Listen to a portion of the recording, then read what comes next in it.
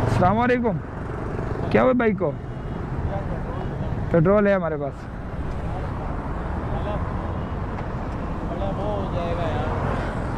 کیا ہو جائے گا یار؟ کسی صحیح بندے کی مدد جو ہے نا اچھی بات ہے. ٹھیک ہے کوئی بات نہیں یار. میں دیکھتا ہوں جو ہے نا لوگ بھائی پورا نہیں ڈالوں. نہیں ڈال لیں. اچھا یہ لے لیں پھر. تھوڑا سا دے دیں آگے. یہ لے لیں. میں نے اصل میں وہاں سے بکری کا چارہ لیتا ہوں میں 500 کے لیے.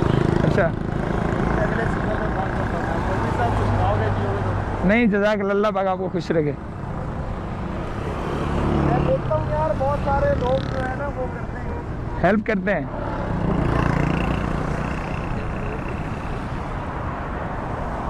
بہت بہت مہربانی ہے یار. کوئی بات نہیں کوئی بات نہیں.